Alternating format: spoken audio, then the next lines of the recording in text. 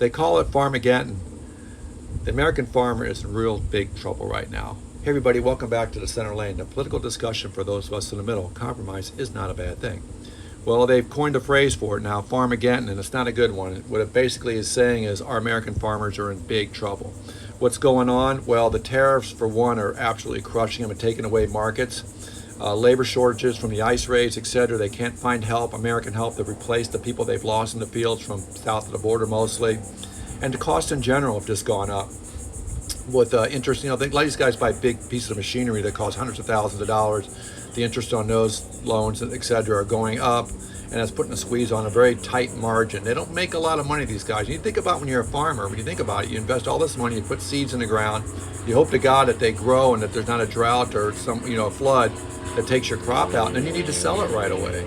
And actually, this year was pretty good as far as the growing and the products that they had a good growing season this summer. The problem is there's no place to sell anything. For example, corn had to be sold quicker to get out of the storage bins and stuff because they need to make room for the soybeans, which aren't selling. China buys a lot of our soybeans, like $26 billion a year alone they spend on soybeans.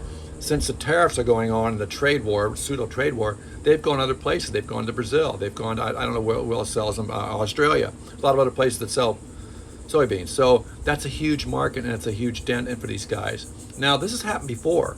2017, if you remember, we had gotten a trade war with China then, and we had to end up, it affected the farmers. Soybeans didn't get bought. A lot of those markets didn't recover, by the way, from 2017. So that's another thing that's snowballed in today's world. But long story short, we ended up bailing out the farmers $26 billion. Now, farmers are proud people. They don't want to be bailed out, you know what I mean? But the truth of the matter is they needed our help. Now, bankruptcies this year alone are up 55% over last year.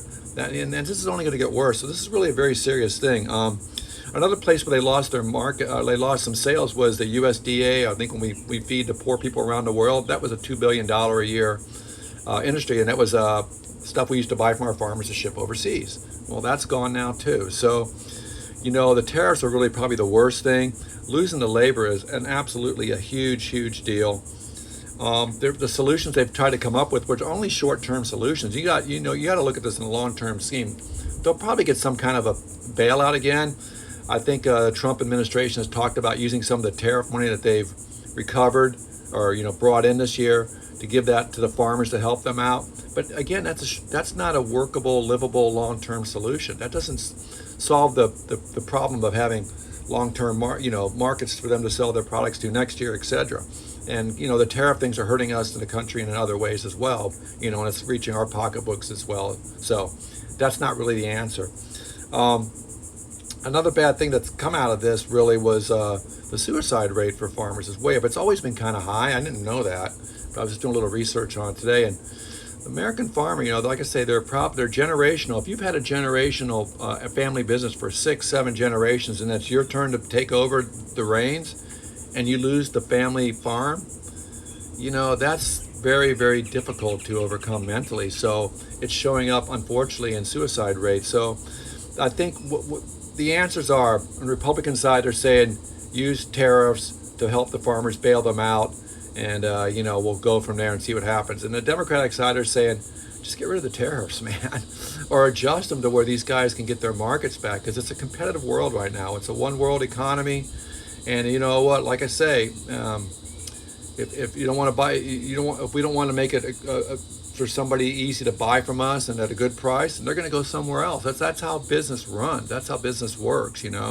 So what do you guys think? It's kind of a depressing topic. I would like to see your thoughts on that. And again, I appreciate all the comments you do make, and I will talk to you guys tomorrow.